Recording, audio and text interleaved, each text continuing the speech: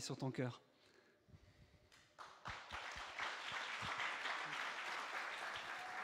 Amen, vous êtes top d'applaudir avant. Et c'est vrai qu'on a à cœur de partager quelques éléments dans la suite aussi des dernières semaines et des semaines qui viennent, où on est interpellé par un sujet vraiment que le Seigneur nous a mis à cœur. Et ça tombe tellement bien avec les baptêmes aujourd'hui. Mais auparavant, j'aimerais quand même aussi brièvement honorer en particulier les responsables du groupe de jeunes du Pape.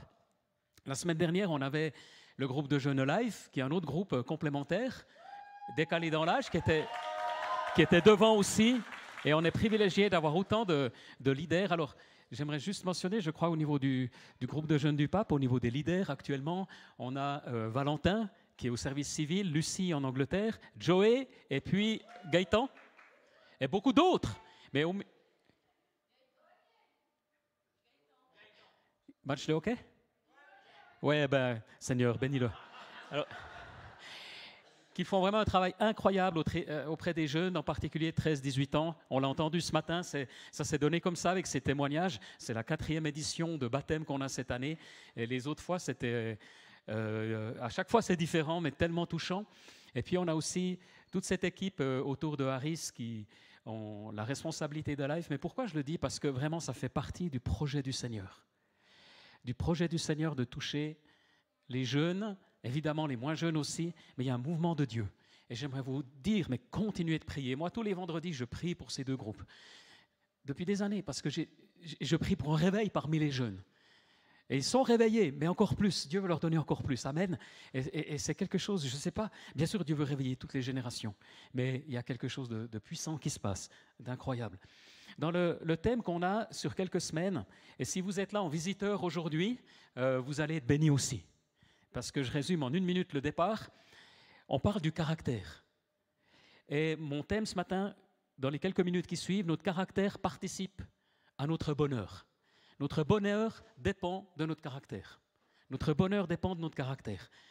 Et il y a juste une slide ou deux qui peuvent s'afficher où je résume la pensée centrale. Le caractère d'une personne résume la manière dont une personne réagit habituellement dans une situation donnée. Est-ce que tu peux l'afficher? Non. Alors je répète, le caractère d'une personne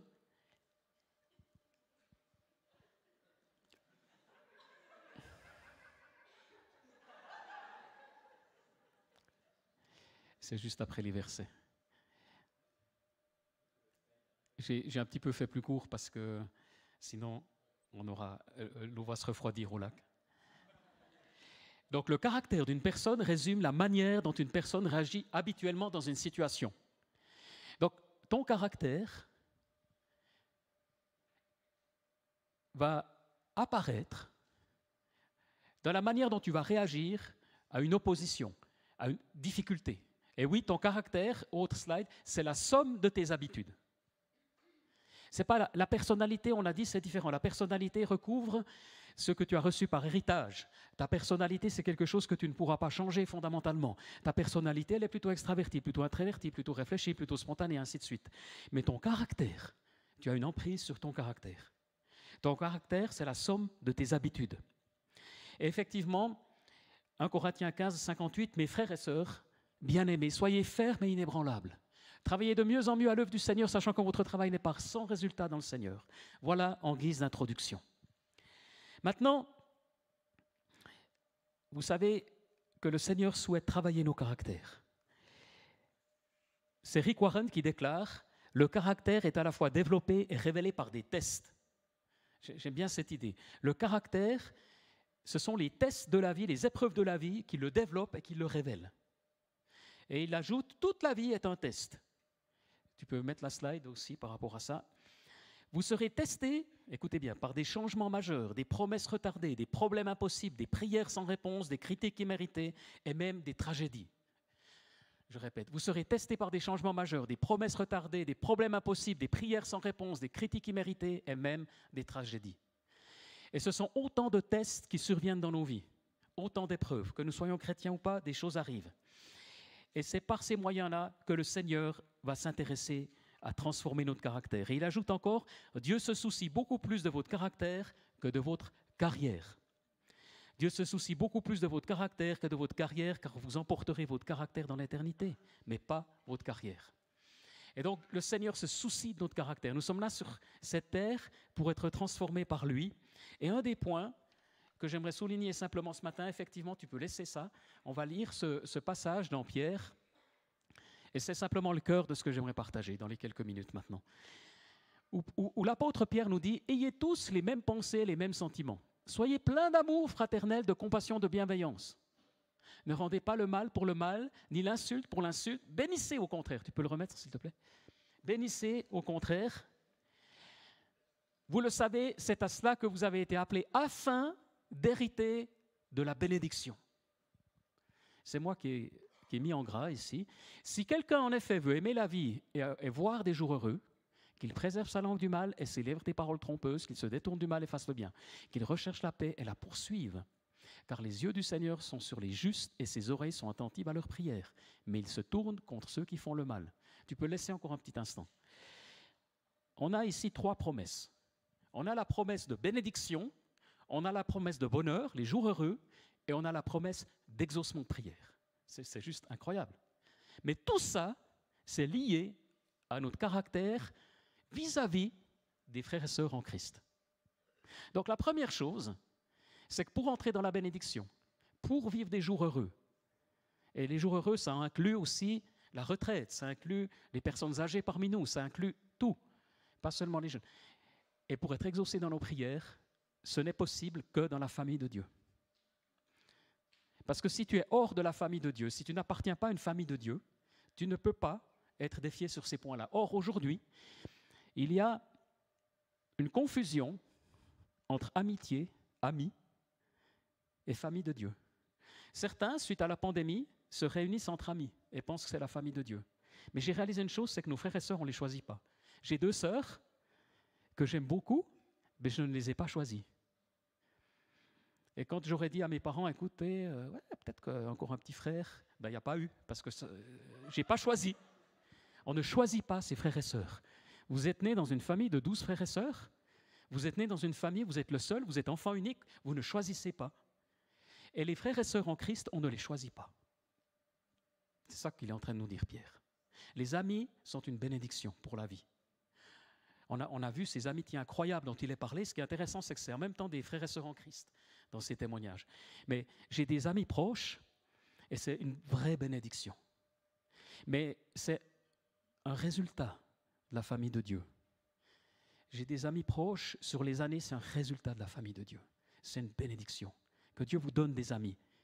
Mais ce n'est pas encore des frères et sœurs en Christ, parce que les frères et sœurs en Christ, ils sont plus compliqués que mes amis. Ils ont un âge différent, une origine différente, une pensée différente. Et Dieu nous place dans une famille spirituelle où on n'a pas que des semblables et des gens qui nous ressemblent. C'est pour ça qu'il doit nous dire « Soyez pleins d'amour fraternel, de compassion, de bienveillance. Ne rendez pas le mal pour le mal. » En fait, je parlais avec des responsables d'église récemment, avec des pasteurs et tout ça, et puis on se plaignait tous un petit peu de l'état des églises, enfin surtout eux. Et non, c'est pas vrai, moi aussi par moment. Et puis à un moment donné, je dis ça, prenez-le au 2e degré, ce serait tellement plus facile les églises s'il n'y avait pas d'êtres humains.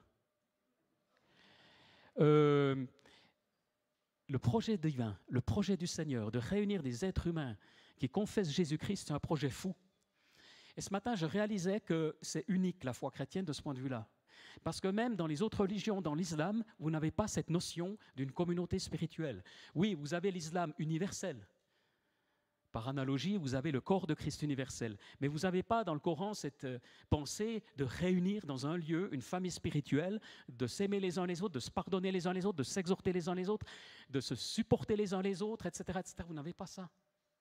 Ce n'est pas du tout de la même logique. Seule la foi chrétienne propose un projet comme celui-là, exceptionnel, où nous sommes tous différents. Et donc, c'est un immense défi de penser la même chose, les mêmes sentiments. Ça touche au fort intérieur, à ce qui se passe à l'intérieur de moi-même. Et on est confronté par 1000 défis. C'est un projet fou, celui du Seigneur. Jacques Poujol, un psychologue que certains connaissent, parle de la vie spirituelle sur toute une vie. Et il dit, à un moment donné, il y a une crise. À un moment donné, vous allez au-devant d'une crise dans votre foi personnelle parce que vos frères et sœurs en Christ, votre Église, votre communauté, votre famille spirituelle vous déçoit. Et c'est inéluctable. À un moment donné, surgissent des sentiments de trahison, de déception. Et ça fait partie, et c'est bien pour ça que Pierre nous exhorte. Ne rendez pas le mal pour le mal. À un moment donné, des déceptions surgissent, forcément, fatalement. On n'est pas dans un monde idéal. L'Église n'est pas la substitution de ta famille, ce n'est pas une famille parfaite, même si elle a quelque chose de la famille, évidemment. Mais nos frères et sœurs vont fatalement nous décevoir, et nous allons les décevoir. Et nous allons, le nombre de fois où des gens m'ont dit, mais là, tu as fait ci, tu as dit ça, tu n'as pas dit ci, tu n'as pas... J'ai même pas réalisé. Le nombre de gens qu'on peut, sans le savoir, blesser, heurter. Bénissez, au contraire. C'est à cela que vous avez été appelés afin d'hériter de la bénédiction. Il y a une promesse de bénédiction. Mais pour ça, il faut bénir. Et pour pouvoir bénir, tu ne peux pas être tout seul. Et j'aimerais vous encourager, comme les jeunes en sont un exemple, à faire partie de petits groupes. Des petits groupes qu'on propose ou des petits groupes que vous allez créer vous-même. Et c'est le projet du Seigneur. Tu ne peux pas vivre isolément. Et puis il ajoute, si quelqu'un en effet veut aimer la vie et voir des jours heureux, qu'il préserve sa langue. Là aussi, c'est intéressant parce que nous sommes à l'ère de l'image, du visuel. Et la Bible nous dit que la parole a plus de puissance qu'une image. Et j'en suis persuadé. Évidemment, l'image, c'est fort. On préfère la télévision à la radio aujourd'hui, on est bien d'accord. Mais l'image est évanescente. L'image, elle disparaît. Vos rêves disparaissent. Certaines images nous marquent, mais les paroles, elles ont un pouvoir. Des paroles vous ont blessé, des paroles m'ont blessé d'il y a 10 ans en arrière. Et si je ne règle pas ça, ce n'est pas l'image qui m'aura blessé, mais c'est une parole mal à propos. À l'inverse, une parole de bénédiction a changé ma vie. Et là encore, c'est dans la famille de Dieu que Dieu pourvoit et permet ça. Et finalement, les prières exaucées dépendent directement de mon comportement dans l'église locale. C'est stupéfiant. Parce que je n'aurais pas pensé ça. Moi, j'aurais l'impression que ma prière dépend de mon obéissance. Et c'est vrai aussi, ma prière dépend de ma foi, c'est vrai aussi, de ma persévérance, de mon insistance, de ma foi en Dieu. Mais quelque part ici, il est en train de nous dire, eh bien, c'est la façon dont tu te comportes, Dieu va t'honorer. Et Dieu va exaucer tes prières. Alors ça m'interpelle énormément, vraiment. Une chose avec notre chère Élisabeth II qui est décédée, qui a marqué la planète dans tous les commentaires qu'on entend. Vous savez, moi je ne suis pas spécialement royaliste. J'ai pas... on ne connaît pas ce que c'est en Suisse d'avoir un roi, une reine. Oui, peut-être en tant que Neuchâtelois, on a été une principauté prussienne, il y avait un roi, mais il n'est jamais venu ici. On a tous oublié son nom peut-être. Mais mis à part ça, en tant que Suisse, on est indépendants. Dépendants les uns des autres. Et il y a quelque chose de biblique dans le fond. Parce que Dieu n'avait pas prévu dans l'Ancien Testament forcément un roi. C'est le peuple qui a voulu un roi pour être comme les autres peuples. Et donc il y a une bénédiction aussi de... Mais en même temps, cette reine, j'ai découvert une chose. C'est que c'était une femme de caractère. Pendant ces 70 années, elle a gardé un cap. Et ce qui a touché l'humanité, c'est cette persistance, cette persévérance, et beaucoup ont honoré aussi sa foi. On parlait de sa foi chrétienne qui était authentique. Elle s'est impliquée aussi pour la défense des chrétiens persécutés. Je ne suis pas en train de dire qu'elle était parfaite. Elle avait une fortune de 300 millions au minimum. Peut-être, si vous aviez été à sa place, vous l'auriez distribué aux pauvres. Je ne sais pas. Je sais pas ce qu'elle... Je ne dis pas qu'elle est parfaite. Les joyaux de la couronne, ça vaut 2 milliards de livres, c'est intéressant aussi. Peut-être qu'on pourra en faire quelque chose, peut-être que...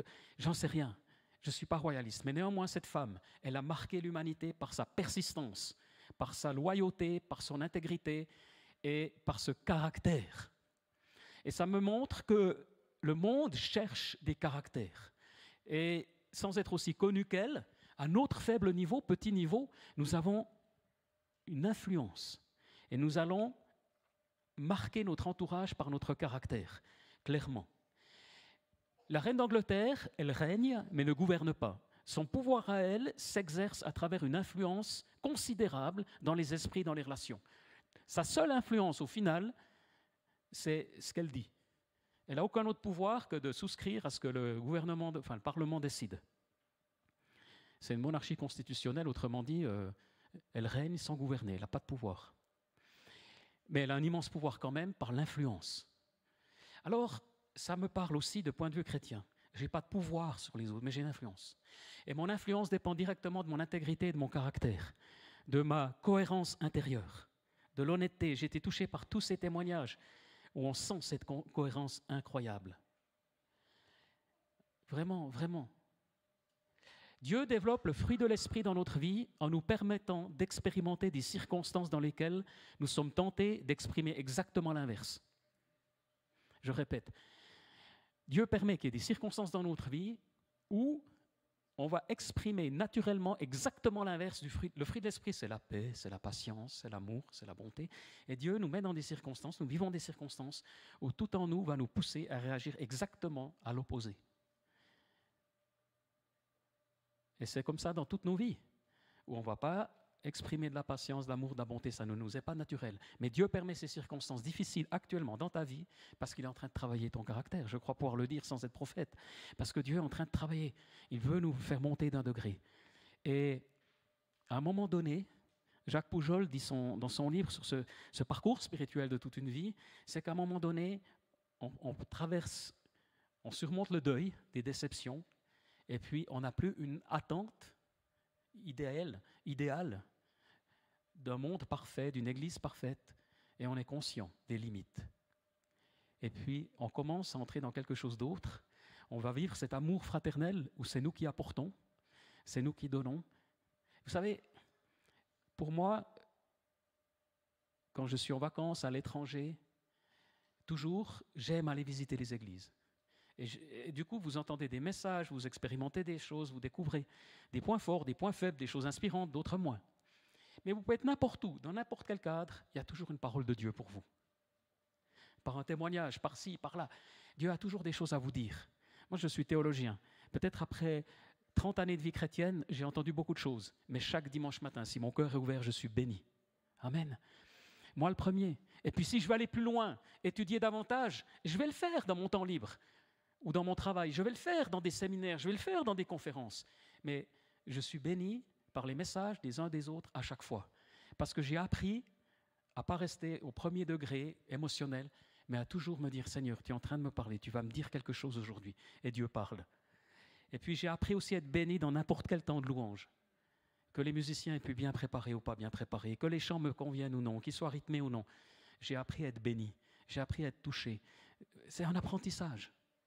Et de même, dans nos petits groupes, dans nos responsabilités, on apprend à être encouragé par nos frères et sœurs en Christ, quels qu'ils soient, malgré ce qu'ils sont, ou grâce à ce qu'ils sont, et on progresse. Et j'aimerais terminer encore par un texte dans 2 Timothée 4, verset 9, 2 Timothée 4, verset 9, où cette fois-ci c'est Paul qui dit « Tâche de me rejoindre au plus vite ». Donc il s'adresse à Timothée, si tu peux mettre la slide.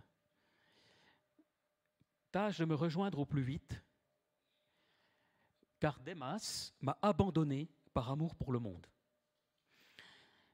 Luc seul est avec moi. Prends Marc et amène-le avec toi, car il m'est utile pour le ministère. » Voilà, donc vous avez tout un résumé. Bon, peut-être qu'il n'y est pas, ben tant pis, ça fait rien, écoutez plutôt. On a dit que la parole a plus de puissance que l'image, voilà. Donc, Luc seul est avec moi, prends Marc et amène-le avec toi, car il m'est utile pour le ministère. En fait, à un moment donné dans les Actes des Apôtres, Paul et Barnabas, 2 apôtres, 2 serviteurs de Dieu, se disputent. Ils se disputent et ça conduit à Barnabas qui part d'un côté avec Marc et Paul qui part du sien avec Silas et Timothée et ainsi de suite. Et en fait, il y a une dispute par rapport à Marc, parce que Marc est un jeune homme qui aime le Seigneur mais qui est fragile, qui n'est pas conséquent. Alors Paul ne peut pas supporter ça. Donc, et puis Barnabas, qui est un homme de cœur, comme son nom l'indiquait, fils d'exhortation, lui, il le prend. Et donc, ils se séparent, ça forme 2 groupes. Et là, on retrouve Paul plusieurs années plus tard, et lui qui ne voulait pas Marc, il dit « Prends Marc et amène-le avec toi, car il m'est utile pour le ministère. » J'aimerais là souligner quelque chose, c'est que Dieu restaure, Dieu relève, Dieu guérit, Dieu touche les cœurs et nous relève. Mais après, il ajoute aussi « Quand tu viendras, etc., ramène-moi les parchemins. » Mais il ajoute « Alexandre, le forgeron, m'a fait beaucoup de mal. Le Seigneur le traitera conformément à ses actes. Méfie-toi aussi de lui, car il s'est fortement opposé à nos paroles. Salut Prisca et Aquilas. La famille d'Onésiphore, Eraste est restée à Corinthe, et j'ai laissé Trophime malade à Milet. Tâche de venir avant l'hiver. Eubulus, Pudence, Linus, Claudia et tous les frères et sœurs te saluent. Bref, simplement pour dire que Paul était entouré d'hommes et de femmes. Alexandre le forgeron l'a profondément déçu. Et il avertit Timothée, dit, fais attention. Ouais, ça arrive. Une fois, une personne arrive au centre de vie, mais il y a bien des années. Et puis elle était sortie d'une secte, enfin des Mormons, mais elle était critique, mais c'était invraisemblable. Elle aimait le Seigneur, mais elle était complètement extrême, excessive et d'une critique. Puis j'ai dit, madame, vous êtes la bienvenue au centre de vie. Mais si vous avez des critiques, parce que je sentais le truc venir, fatalement, on serait les prochains sur la liste, j'ai dit, voilà, il y a une personne. À elle, tu peux lui confier, vous pouvez lui confier vos critiques, parce qu'il y a une place pour ça. Mais pas aux autres. Et puis 2 ans plus tard, elle a quitté l'église pour une autre. Et voilà, je me suis dit, on a évité des dégâts. Parce qu'on avait cadre, et parfois on doit protéger le troupeau. Parce qu'il y a des gens qui, malgré eux, dans leur psychisme, peuvent faire des dégâts. Et c'est ce que Paul nous dit. Il nous dit, mais attention, fais attention. Mais ça ne veut pas dire qu'on doit rejeter la personne. Il y a un chemin à trouver. Et puis, les choses se sont relativement bien passées parce qu'on avait cadré cette situation. On avait aidé. Alors oui, parfois on doit se méfier de certains. Ça paraît bizarre. Et puis Trophime est resté malade. Il y a des malades parmi nous. On n'est pas dans un évangile triomphant, tout le monde est toujours en bonne santé. À un moment donné, il y a un malade. Et Paul en prend soin. Et puis, voilà. Alors, je crois vraiment que Dieu, dans notre caractère, nous transforme aujourd'hui, ce matin, pour la vie, comme on l'a entendu, pour avoir un caractère qui nous pousse vers les autres, vers nos frères et sœurs en Christ. Nos sœurs et frères en Christ, qui ne sont pas toujours nos amis, qui ne sont pas encore nos amis, qui le seront peut-être un jour. Mais mes frères et sœurs en Christ, les plus fragiles, les plus faibles, les plus compliqués à vivre, eh bien, c'est ceux-là que le Seigneur m'appelle à aimer et à ne pas être centré sur moi, mais c'est ça le projet du Seigneur surnaturel pour l'humanité, et c'est là que le Seigneur veut vraiment agir parmi nous et nous monter d'un degré, nous faire progresser d'un degré. Alors Seigneur, je te prie pour moi-même ce matin, pour les baptisés, pour tous ceux qui m'écoutent, pour tous ceux qui sont à un chemin, une croisée des chemins. Seigneur, enseigne-nous à nous aimer les uns les autres au-delà de tout ce qu'on peut penser, faire et croire. Avoir ces sentiments qui étaient en Christ. Que Christ soit formé en nous. Que Christ soit formé en nous. C'est ce que tu aimerais. Qu'on ait cette maturité, ce caractère transformé.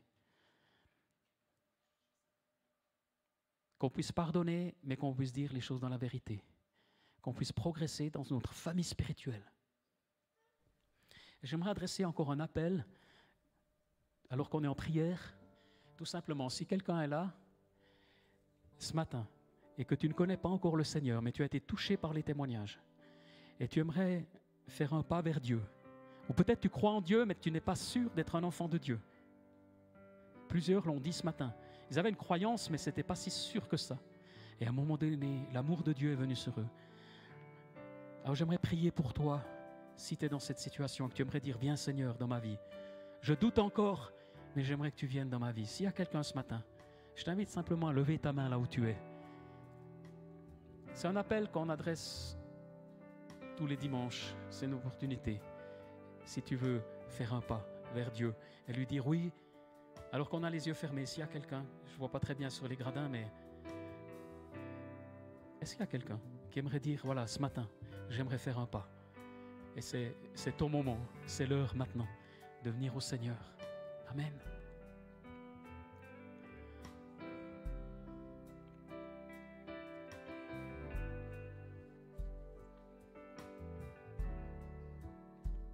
J'insiste encore juste une fois, parce que parfois il faut un petit peu plus. S'il y a quelqu'un qui aimerait dire, voilà, je veux faire un pas vers Dieu ce matin.